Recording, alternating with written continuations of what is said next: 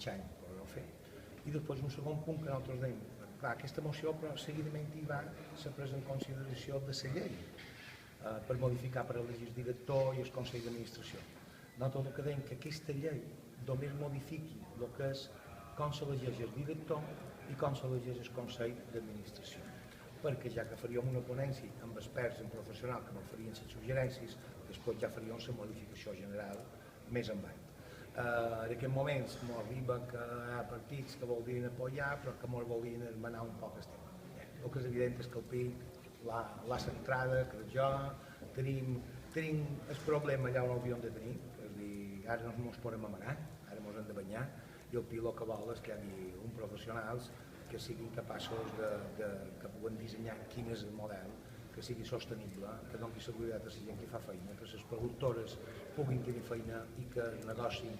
en el que fa referència al lloc de feina de la gent que fa feina dins el món audiovisual creixi i no tenir, com he dit moltes vegades, tots els dins del panel del turisme, sinó que anem invertint en altres sectors que poden garantir feina estable per tot l'any.